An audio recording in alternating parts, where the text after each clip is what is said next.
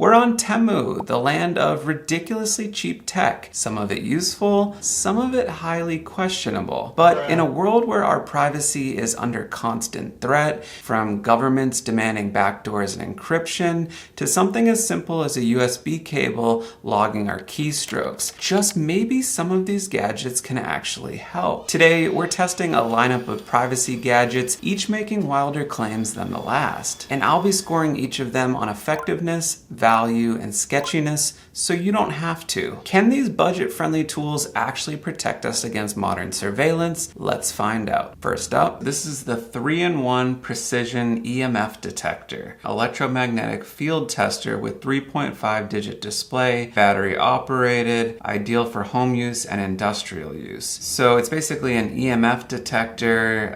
It looks like it has a couple different functions, and this ran us at $10.22, so not bad for price. The reviews are looking pretty good. It has a solid 4.7 with about 800 reviews. And a lot of these are coming from the States, so this looks pretty promising. So I see magnetic field, electric field, and temperature, which doesn't, one of these things are not quite like the other. I don't know what temperature has to do with anything else. Because the idea of this thing would be able to basically pick up on nefarious, let's see, wild application, electric fan, TV, microwave, computer. Oh my God, is this really electric fan?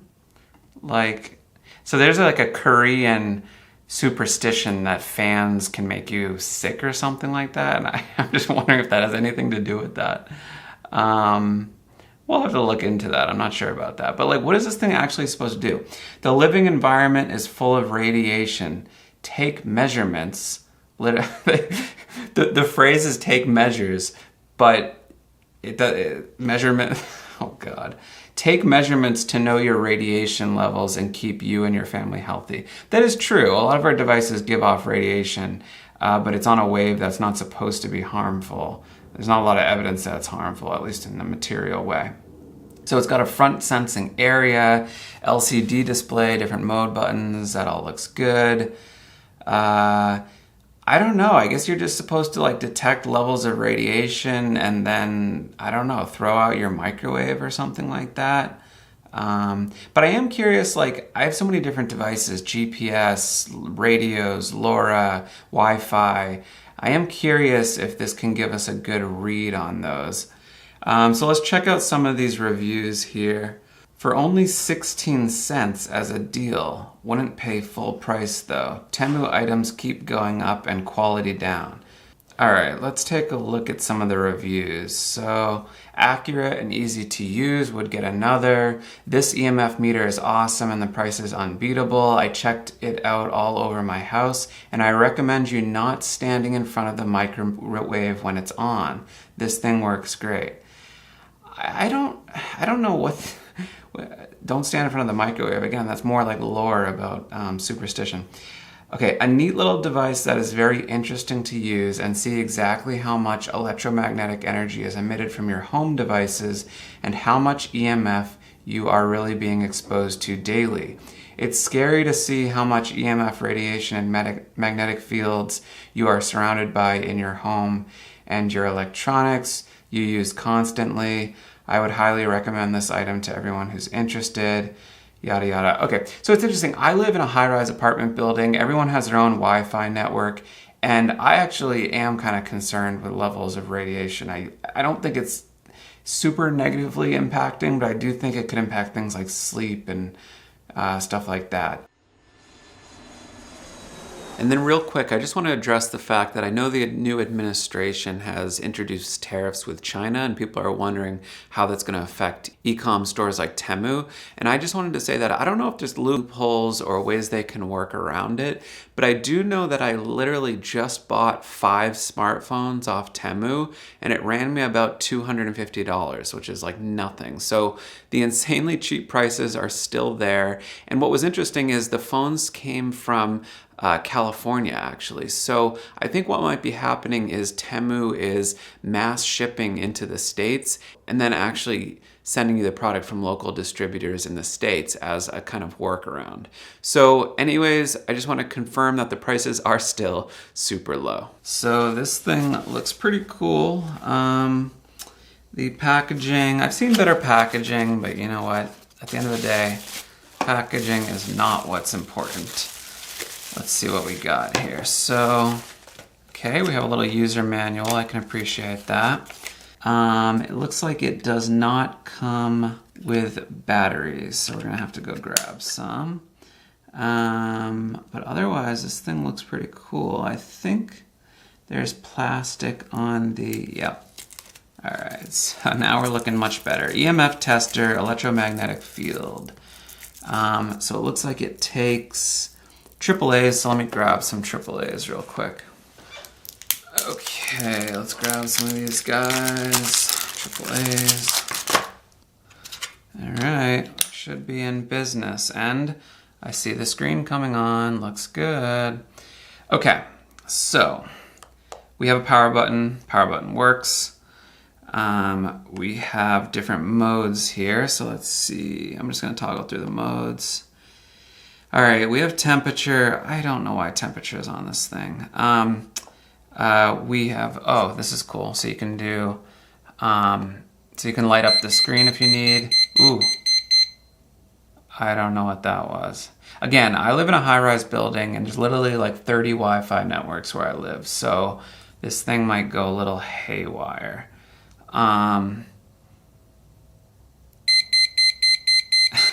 It's saying harmful amounts of radiation, so that's promising.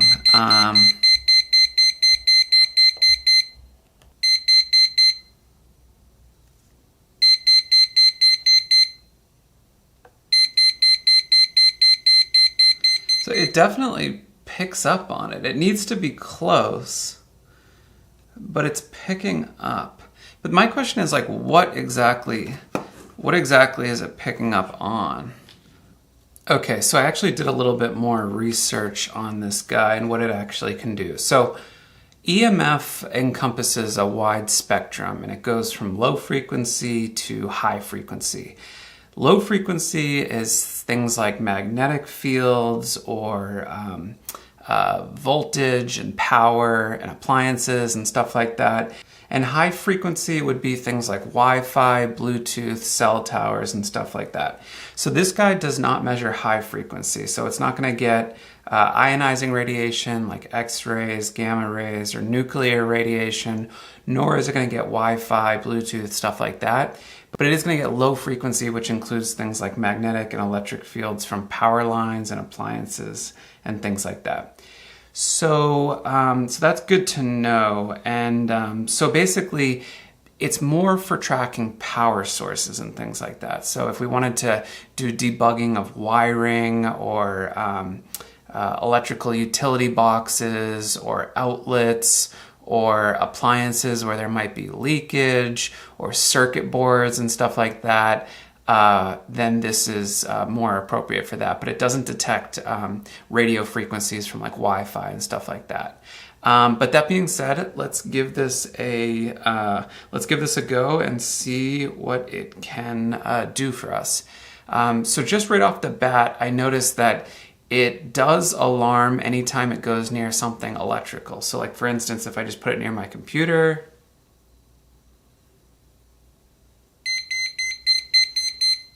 it goes off. But it also does some interesting things. So let me grab my camera.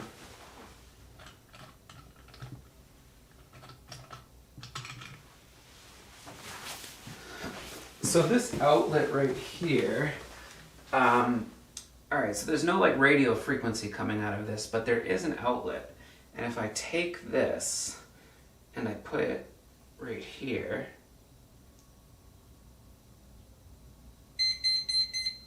it does detect it. So clearly it is working.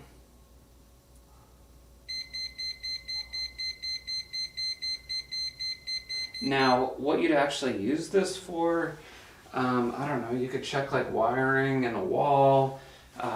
You can see if there's like leakage with certain appliances. Let's try some other appliances. The infamous microwave that everyone thinks is gonna cause cancer if you stand in front of. That's interesting. Look at that. And then if we turn it off, immediately it stops.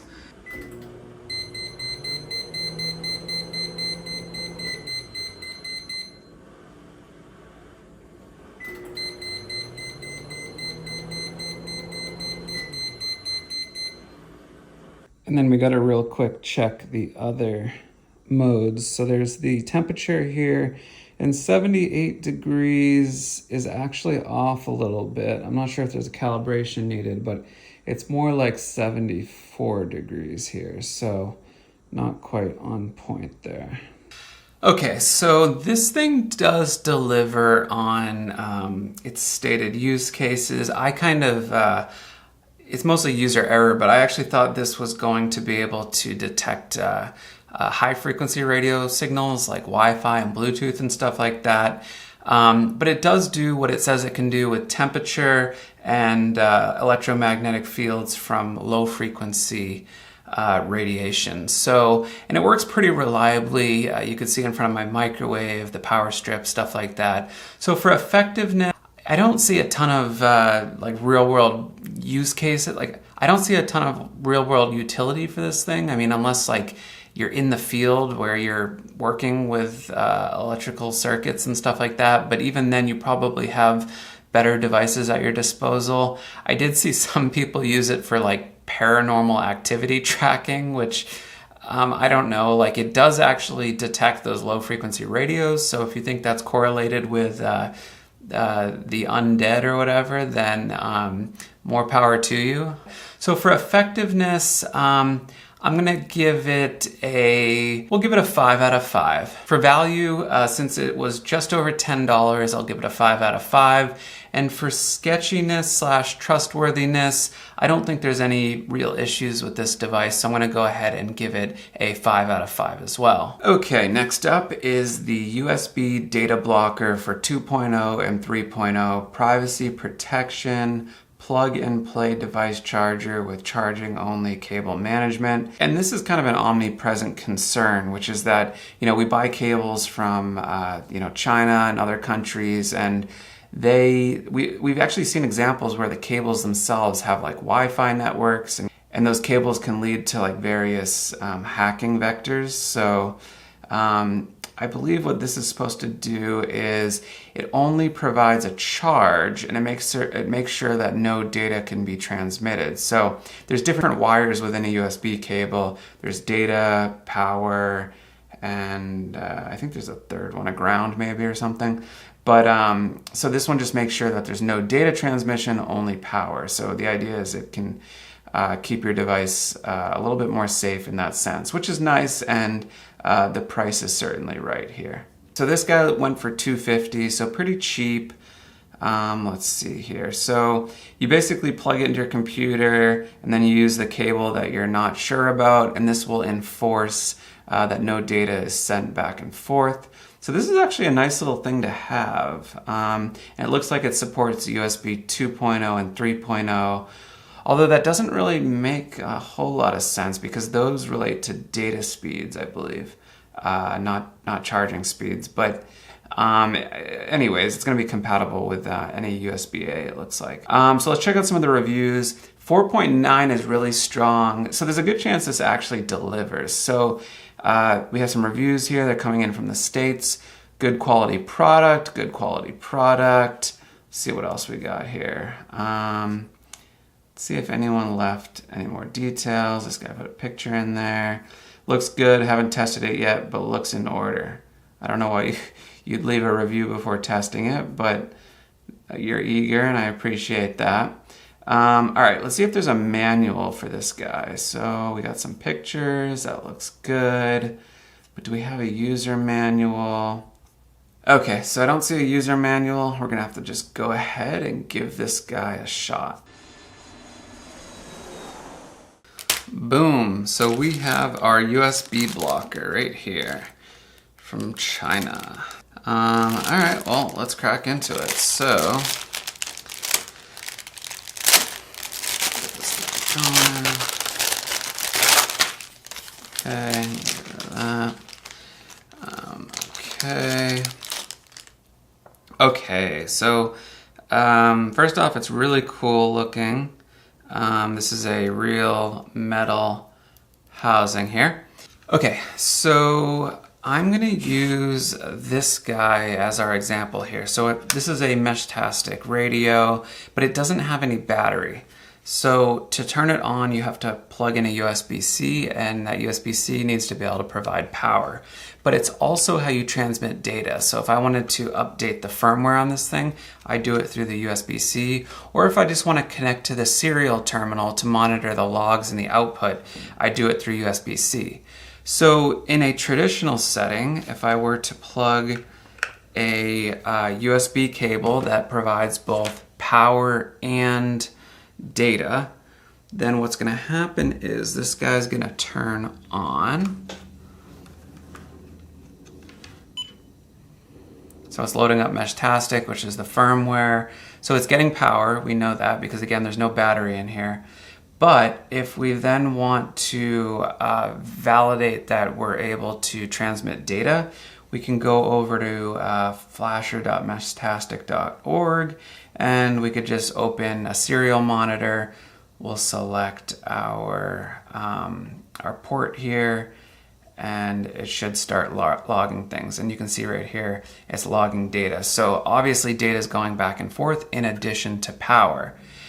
And so what I'm going to do is I'm actually going to disconnect this. So now the power dies, the serial terminal dies, and we're going to plop this little guy on. And the expectation here would be that we expect this to turn on because we expect it to still deliver power, but we expect to not be able to open a serial terminal or flash new firmware or do any sort of data transmission.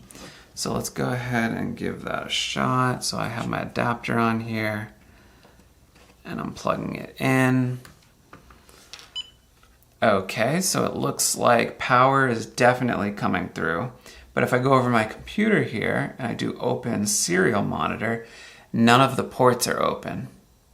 So there's no serial data port for me to address to either put new firmware on it or log output. So this little guy is doing exactly what it says it would do. And I actually think there's a lot of utility with this, particularly in scenarios like, you know how you go to an airport and there's like USB drives all over the place, or, you know, maybe you go to a Starbucks or any sort of like communal public ports. You put it on to make sure you're protected against anything that you don't want to get through. And so this is actually a trusty little device, and I would keep this with me. I mean, the software with most devices is pretty good, that it's going to notify you if data is being sent back and forth, but it's probably better to block it at the hardware level so that the software just can't do it, exploit or otherwise. So for effectiveness, 5 stars. For trustworthiness / sketchiness, I feel pretty good about this, so I'm going to give it 5 stars. And for value, I mean, it doesn't get any cheaper than this, so I'm also going to give it 5 stars. Okay, next up is the Parabolic microphone monocular. I'm sorry, not a binocular, a monocular. X8 Bionic ear amplifier, long range, record 12 seconds of wildlife sound with digital recording chip, bird listening telescope for outdoor hunting, bird watching, camping, portable sound magnification. So basically this device is an antenna, and whatever you point it at, it magnifies the sound. You put the headphones on and you can hear conversations from afar. Perfect for CIA agents or bird watching enthusiasts. Okay, recording, playing function, 3.5mm headphone jack, sound adjustment switch, wide range of application. I'm gonna be shocked if this thing can actually deliver. But it has 4.7 for reviews, which is kind of crazy. Let's check out some of these reviews here. So John Power in the United States says, 100% really love it. My father uses it as his hearing aid and swears by it. Conventional aids just didn't seem to work for him, so I figured I'd buy this and give it a shot. So glad. Thank you. So apparently his father is just walking around like pointing this at people, just 24/7. Okay, so Anonymous says, you can listen to birds like far away, and you can record them yourself. And all kind things, you get headphones and owner manual and wipe cloth so you can clean it. And so far it has been a great product. I'm satisfied with it. I give it 5 stars, and if anybody wants to buy it, it is well worth it. It has a volume level so you can really hear the birds. This dude took it apart. I can appreciate that. Okay, Douglas Hoover in the US said, this listening device is one of the most remarkable products I have ever tested. It's like being hard of hearing and then all of a sudden experiencing what it is like to have hearing aids for the first time. Only this is way beyond what you could imagine you could possibly hear by using this device. All I can say is wow. That's quite the endorsement. So this is looking pretty promising. So this guy went for $29.50. So this guy goes for $29.59. But it is a bestseller, and I am very eager to try this out.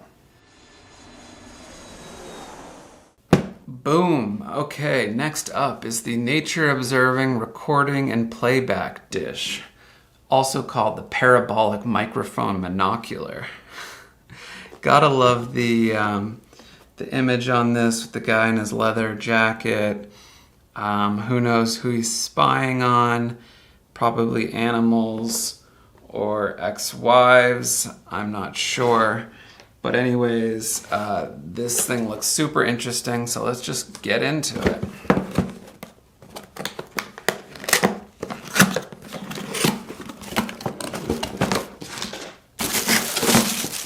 Okay, so we got a pair of headphones. All right, so 3.5 millimeter jack. Let's see, also 1/8 inch, I think it's called. Oops. Okay, so we got our headphones. Let's put these on for full effect. Ooh, okay.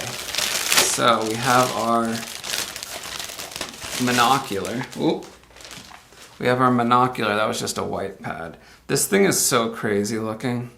I hope YouTube doesn't flag this as like something. Anyways, this thing is so crazy looking. You can see it has this high to low knob. I mean, the aesthetic is just pristine. Oh my god, this thing is cool. All right. Okay, that's the dish. And this is our instruction manual. So let's mount the dish. So this has got to go in like this. And then like that, and then like, oops. Okay, we're in business. So that's to like funnel the sound, I guess. I'm not 100% sure on that. Okay, so it looks like we're gonna have to throw some batteries in this guy if I'm not mistaken. Let's see, electronic. Ooh, it takes a 9 volt. All right, let me see if we got one of those. Okay, so we got that back. All right, so I think we just need to plug this in. I'm gonna put the headphones on. I don't think there's any. Why do I feel like this is gonna like blow my eardrums? Okay. I'm gonna put it on low mostly because I'm afraid. Oh, interesting. Okay, so you hold the button. You hold the button. You hold. Oh my god. Oh my god. It actually really works. Holy moly. All right, so this is with basically it's not on at all, right? It's not on at all. It is pointed towards me, right? Because you need to point it towards the sound. Oh my God. How does this do that? Like, no, it really does. Holy crap, I have to show you guys this. But can this work outdoors? So I'm a little bit curious about this. So let's see what we can do.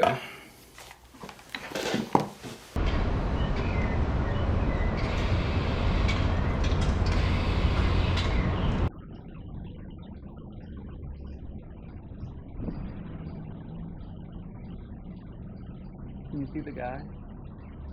Oh, yeah.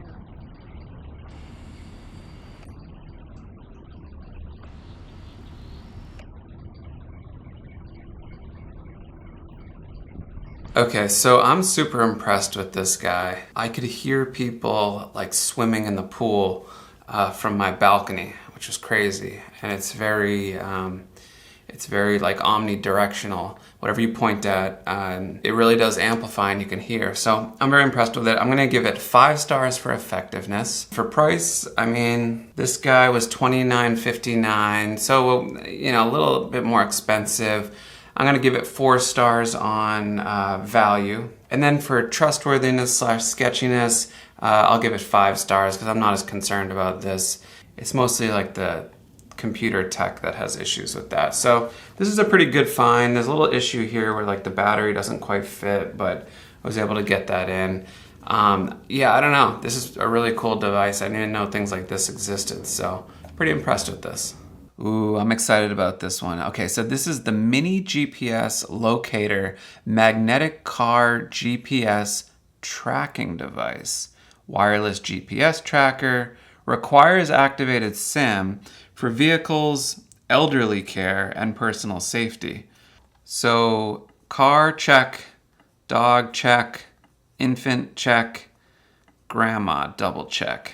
So this is a cool device. It's really small. Apparently it has a GPS receiver in it. And the thing is, even if it has the GPS receiver, that means it can ascertain coordinates, but how do you get those coordinates back to some sort of like mission control, like your phone or your computer, or, you know, your laptop at your house, right? So that's where it needs cellular. It has to then take those coordinates and be able to get them back to you somehow. I don't know how they would have gotten the cellular stuff to work. So I don't know about this one. If it can deliver though, at this price, $18.10, that's pretty interesting. It only has 7 reviews. So, and let's see, the reviews, yeah, no, did not come with SIM card. Why? All right, so it has a LiPo battery, has USB charging, rechargeable battery, makes sense.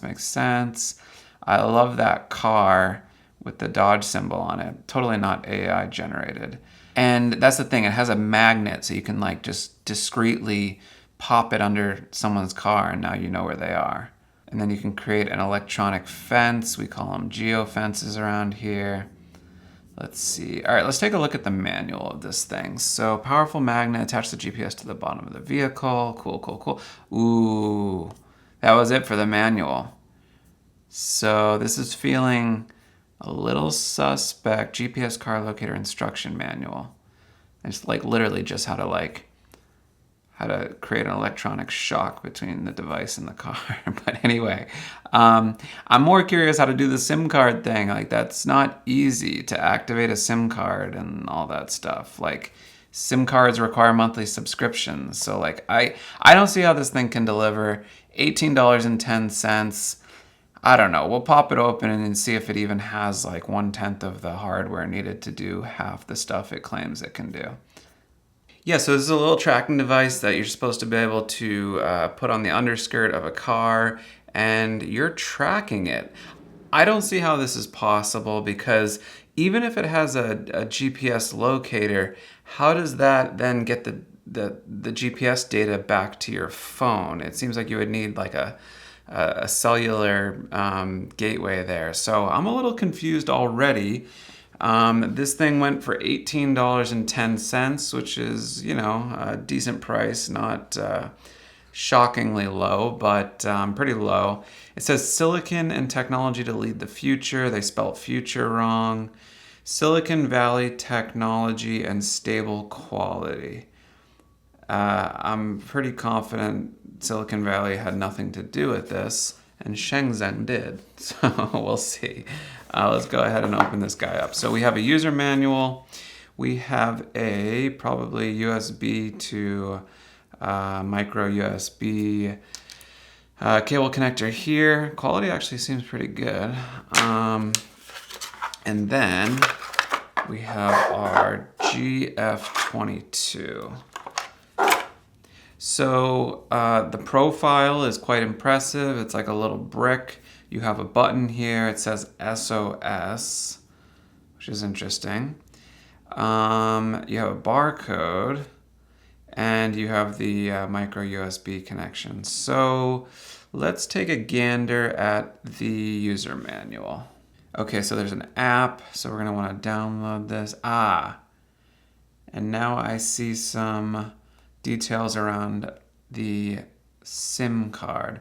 Please purchase a phone card that supports GPRS GSM. Please refer to the following figure for the size and style of the SIM card. So it's looking for a standard card, not a micro. Oh, sorry, no, it's looking for a nano SIM card that supports GPRS or GSM. I'm not sure I have one of those. So that was the kind of gotcha here. And now I see it says requires activated SIM card. I was gonna say, I don't know how this is possible, but okay, so it has a GPS module, that makes sense. It has an app. So the app does rely on a cellular network, and that's where the SIM card comes in. We're gonna have to figure out how easy it is to get one of those SIM cards. Okay, so it looks like this little guy needs a SIM card, which is kind of a big gotcha, but it makes sense because it probably has a GPS receiver on it, but to get that data back to you and your phone, it needs a network to do that. So it doesn't come with a SIM card, but it just so happens that I've been doing a ton recently with cellular modems. For instance, this guy here on something like one of these, a Raspberry Pi. I've also been getting into a couple different MCUs that have IoT cellular modems and things like that. Anyways, I have some spare SIM cards lying around. So I'm gonna go ahead and see if I can't get one of these to work with this. So that's the plan. Okay, so the GF22 I am not able to get working right now. It looks like the app is actually down, but everything else looks in order. It has a SIM card slot. I see the GPS receiver.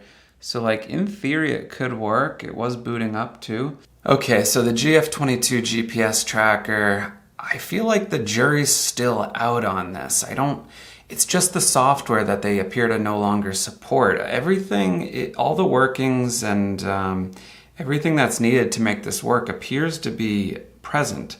It's just the application doesn't work and I can't get a hold of it. So effectiveness, I'm gonna give it still 1 star because all the hardware is there.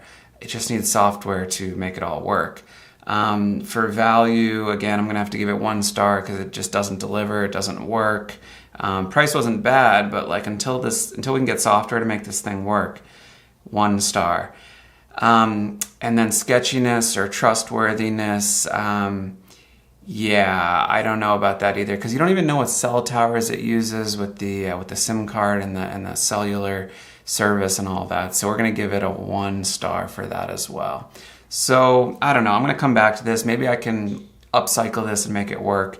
But out of the box and as it was delivered to me, no bueno. Okay, next up is the Easter car license plate, black silicon license plate frames, universal US car license plate covers for US universal license, car license plate. Okay, just trying to keyword stuff, and I can appreciate that. The gist of this product is we have so much automation now with tolls and enforcing speed regulations and stuff like that, and it's all based on computer vision and cameras, and they just look up your license plate and then they know exactly who you are. Or if you're trying to flee from law enforcement, you may want to be able to shield or protect or keep private your license plate, or change your license plate, or block your license plate in certain instances. And this is a remote control shield that allows you to cover. So you could be like driving through the toll, you press the button, it covers your license plate, and then they can't find you. So I'm pretty sure actually using one of these things in practice is legal, but I don't think there's any problem with just owning something like this and just playing around with it. It definitely has a use case, right? So in certain cases, you could flip out, and we've seen it in movies like those James Bond movies or the Italian Job movies where, you know, they flip the license plate and then all of a sudden they're not running from the law. All right, so let's see here. So you have a keypad, you have a key remote, and you can put it right on your car. You put the license plate in there, and then it looks like you're able to press the button and it will just close. It's not afraid of heat and cold. That's an interesting way to put it. Wide application, so you could use it on trucks, vans, SUVs, sedans. What else here? I'm really curious how this works, so this is going to be a really interesting one. And I even got some faux license plates here that we will be able to use. This one's really cool. I mean, the idea here is like everything's automated now, like tolls and tickets and stuff like that.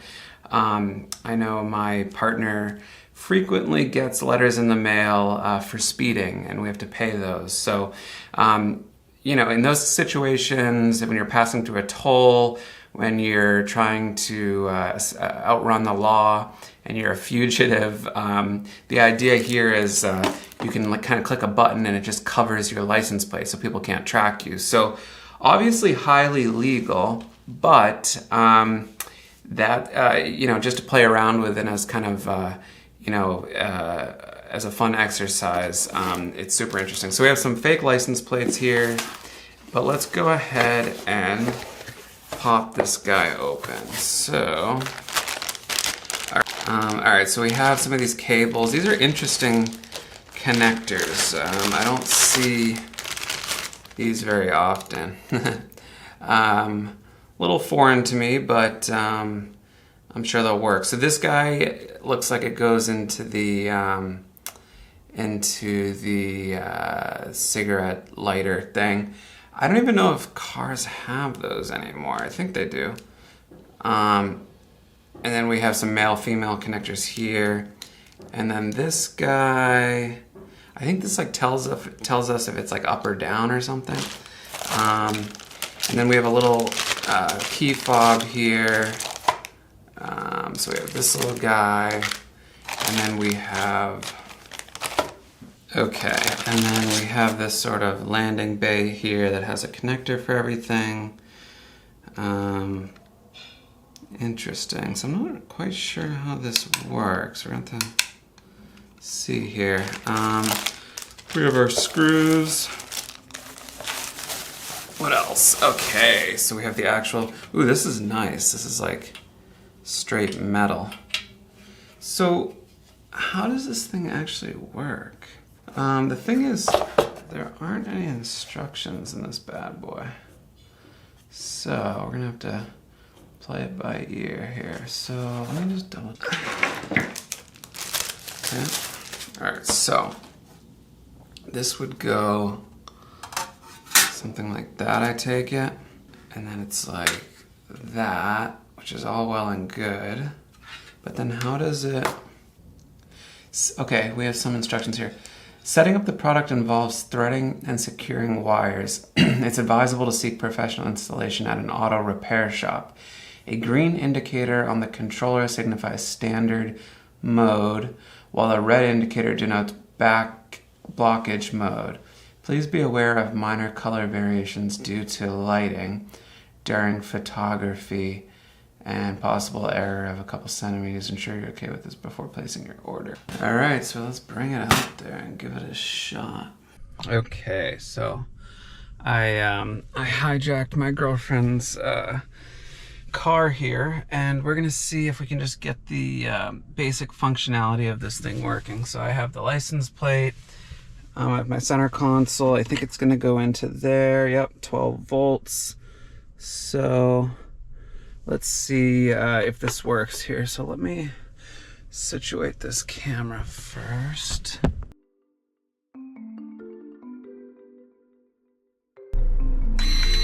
Oh. Oh. I mean, maybe when I bring the remote into the mix, it'll help things. So let's give that a shot. So I'm gonna put this over here for now. Okay, this little guy is what we forgot. I just need to see if I need to put batteries in here. Okay. Looks like, ooh. But, oh no, it has power. All right, cool, I think we're good. And you gotta love this.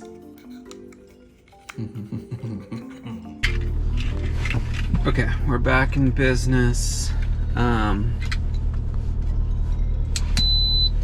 Except now we have a little key fob thing. So the way it works is, I believe you can now control it. So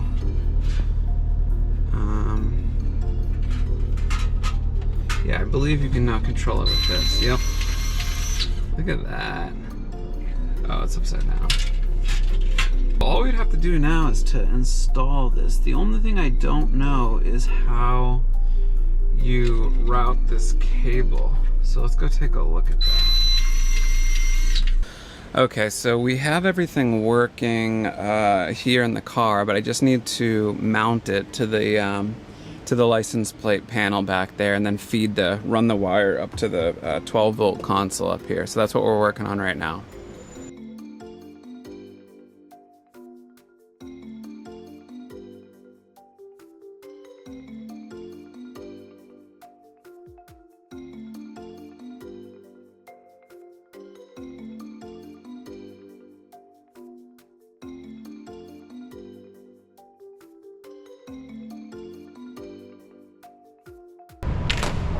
This is just an example setup. You would want to get this more proper in real life, but for now, I think we're okay. All right. Okay, and then this guy comes through here, and then it goes back into here.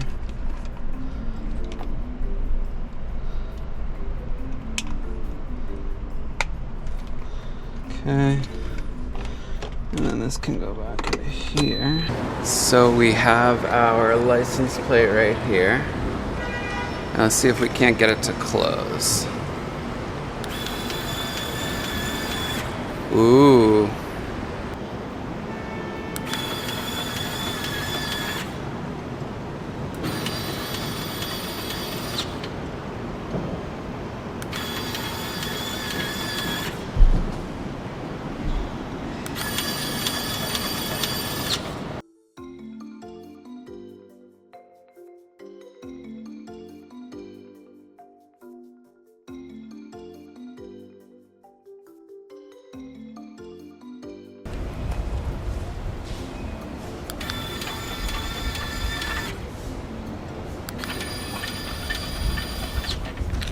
Okay, so the license plate cover. This guy worked incredibly well. I had no issue.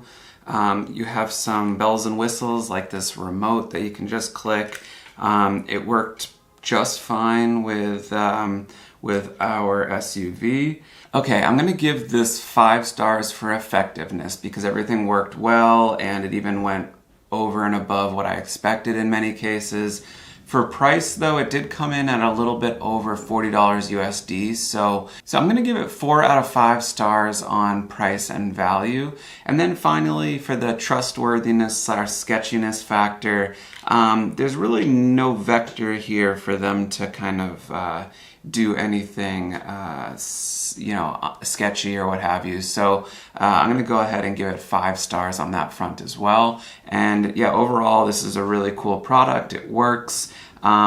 Probably not legal in most countries by most standards, but if it's a prop plate or something like that, then you are able to do whatever you want, and that's what this is. So just a hypothetical demonstration here. Okay, next up, 4-packs fireproof and waterproof Faraday cage. Faraday bags for car, keys, and phones and tablets and laptops.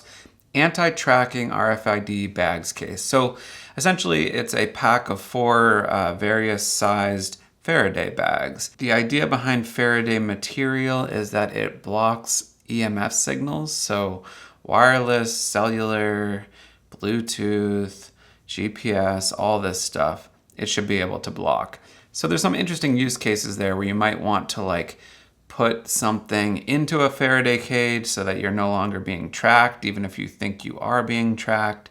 Yeah, you can see it invokes the sort of ominous hacking image right there. But the thing is, do they really work? Because sometimes the signals still get through. So let's take a look at the reviews here. I actually believe decent work. I just got it for fun, but I tested it out with my phone and iPad and it worked. Nothing got through at all. You just have to make sure your phone or whatever device in the bag is closed beforehand, but it's amazing. Works like it's supposed to, 10 out of 10. All right, so looking pretty good so far. So you could fit your phone in some, your keys in some, and your laptops in others. Okay, but it's also fire and waterproof, so it's kind of like a burn bag or a bug out bag. But we should be able to just run a couple tests and see if the wireless signal is getting through or Bluetooth and that sort of thing, and see if these things actually deliver. So the whole lot set me back $19.54, but I am hopeful with the 4.9 star review. I'm hopeful that these are actually going to deliver. Let's take a look. Ooh. Faraday bags, which I think are very interesting just from a physics standpoint. They're supposed to block any sort of EMF or any sort of wireless communication. So GPS, cellular, Bluetooth, LoRa, whatever the protocol is, these guys should block it. And the idea is, I guess, if you wanted to make sure someone wasn't being tracked, you could throw their phone into one of these things and then suddenly they're kind of off the grid or untraceable. So definitely has a utility, and I want to see how well they work. Okay, and so you can see the lining on this is made out of that special Faraday material. And so there's a number of different ways we can test this. We can use a GPS tester. Let's see what these... Oh, this one's intense.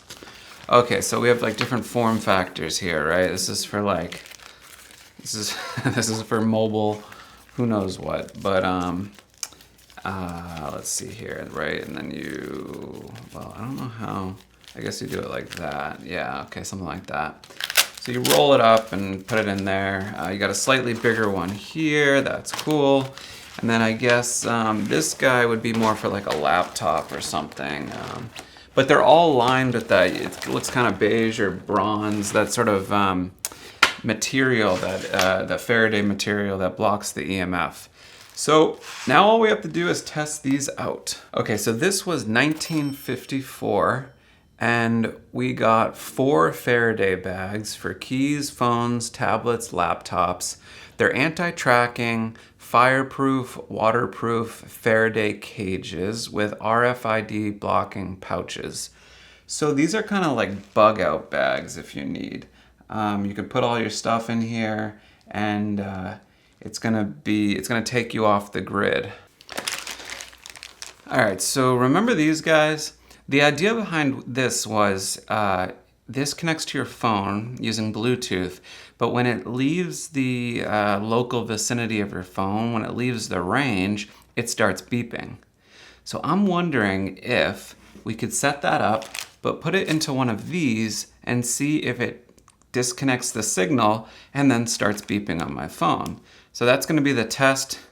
Let's give it a shot. So let's get one of these going again. I had to take it apart because I wanted to make sure it wasn't tracking my every move. So let's put the board back in on one of these guys. So something like that. Pop this back in. I think that's right. And then let's see if we can't. Okay, so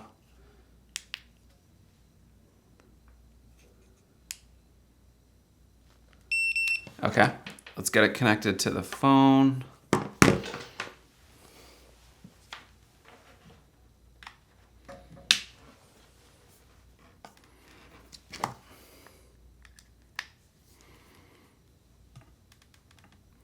Okay, so the app we care about here is called iSearching.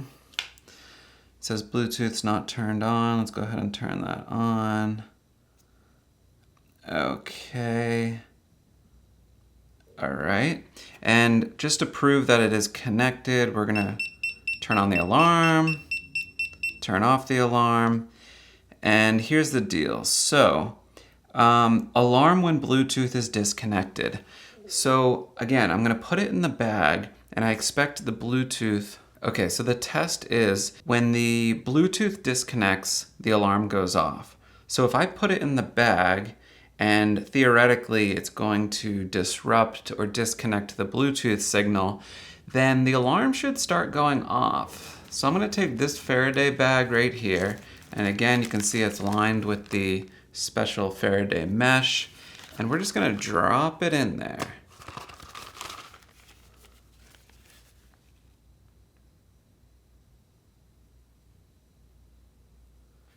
Ooh, so a pop-up came up and it says Chippy is disconnect. And there it goes. Very interesting. Now what happens when we take it out?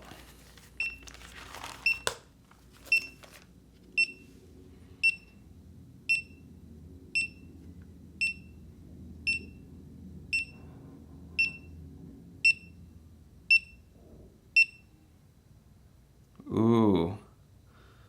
Okay, so it seems to work. That's pretty crazy because these are in very close proximity.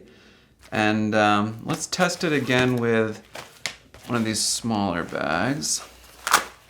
Ooh, didn't mean to do that. Okay, so let's test it again with this smaller bag, just to prove out that it is in fact working.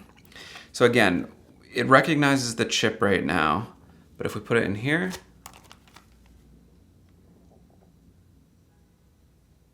okay, it says it's disconnected.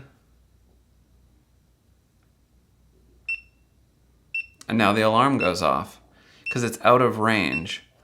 So far the Faraday bags are working great, and now the alarm's off because it's connected again. They're working great for Bluetooth, but what about other EMF modalities like Wi-Fi or GPS? Let's give those a shot as well. Okay, so I have my iPhone here, and I want to test how these things fare when trying to use Find My iPhone. So I have that open here, and if I go to one of my devices here, let's see, then I should be able to play an audible sound to help me find my device. So I'm just going to prove that out by clicking play sound here.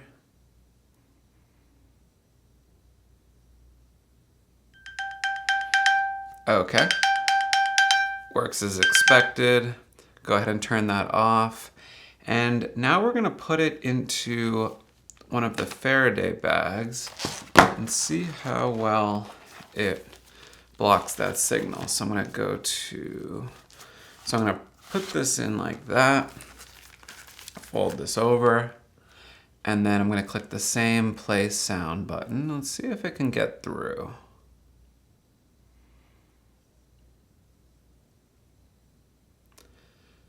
So it looks like now it's actually having trouble connecting, which is kind of what we would expect. So by now it should be playing that audible sound, but it can't because of the Faraday bag. So the Faraday bag seems to be able to block Find My Phone, which is promising. Okay, so for the Faraday bags, I'm gonna give them 4 stars for effectiveness. They were very effective, but there were a couple times where I had the device in there and my messages still got through. And I don't know if that has to do with like the sort of Wi-Fi modality that's in use, whether it be GPS or Wi-Fi or LoRa or RFID or what have you. Maybe some are less sensitive or more susceptible to Faraday cages, I'm not sure. But I would have liked to see it work 100% of the time. So yeah, I'm gonna give it 4 stars for effectiveness. For value, I'm gonna give it 5 stars because you get a bunch of them, you get all different sizes, and it was pretty cheap. And then for sketchiness or trustworthiness, I'm gonna give it 5 stars because, yeah, there's no way these things are sketchy at all. So good value on these guys, and overall, I am impressed and I would recommend 10 out of 10. Hey babe, I'm going for a walk. Can you share your location? My location? Yes. Yeah, I can do that. Okay, I just sent you my location for the end of the day, so if you want to know where I am.